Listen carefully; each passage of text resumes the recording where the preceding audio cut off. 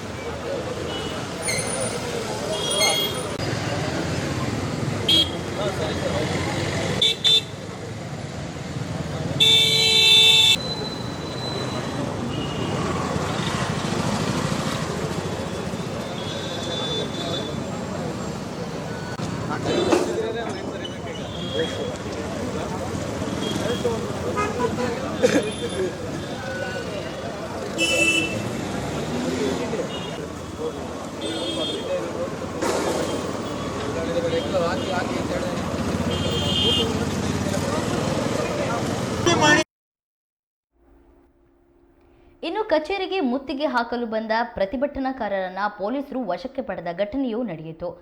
ಇನ್ನು ಪ್ರತಿಭಟನೆ ಉದ್ದಕ್ಕೂ ಕೇಂದ್ರ ಸರ್ಕಾರದ ವಿರುದ್ಧ ಕಾಂಗ್ರೆಸ್ನ ಕಾರ್ಯಕರ್ತರು ಧಿಕ್ಕಾರ ಕೂಗಿ ಆಕ್ರೋಶ ಹೊರಹಾಕಿದ್ರು.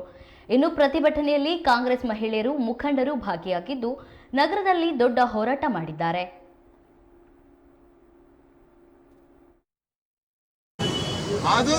ಇದನ್ನ ತಗೊಳ್ಳೋದಕ್ಕಾಗಲ್ಲ, ಇದರಲ್ಲಿ ಏನೂ ಇಲ್ಲ, ಏನು ತಿರುಳಿಲ್ಲ, ನೀವು ದೇಶಕ್ಕೋಸ್ಕರ ಇದನ್ನು ಮಾಡ್ತಾ ಇದ್ದೀರ ಅಂತ ಹೇಳಿ ಏನು ಗಾಂಧೀಜಿಯವರ ಹೆಸರಲ್ಲಿ ನರೇಗಾ ಕಾರ್ಯಕ್ರಮವನ್ನ ಆರಂಭ ಮಾಡಿದ್ರು. ಯಾಕೆಂತ ಹೇಳಿದ್ರೆ ಪ್ರತಿಯೊಬ್ಬರಿಗೂ ಯಾರಿಗೆ ನೀವು ಇದರಲ್ಲಿ ವಿಶ್ವಸಂಸ್ಥೆಯಲ್ಲಿ ಇದ್ದಂತ ಸಂದರ್ಭದಲ್ಲಿ ಇಂಥ ಒಂದು ಒಳ್ಳೆ ಕಾರ್ಯಕ್ರಮ ಇವತ್ತು ಭಾರತ ದೇಶದಲ್ಲಿ ಕೊಟ್ಟಿದ್ದಾರೆ.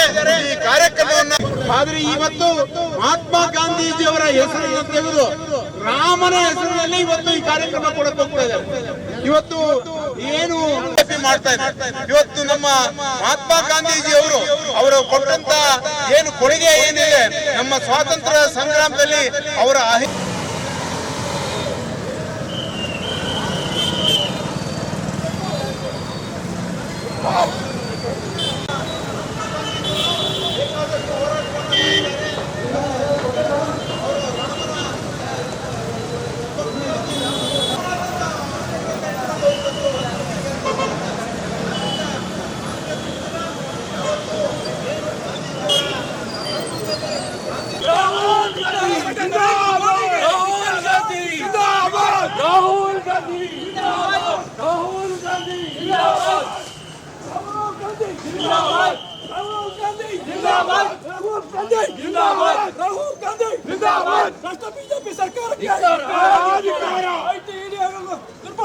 ಬಿಜೆಪಿ ಸರ್ಕಾರಕ್ಕೆ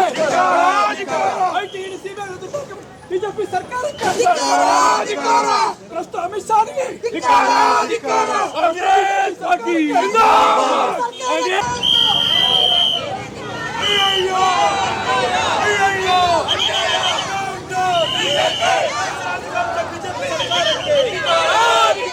ಪೂರ್ಣ ಮಿಷನ್ಗೆ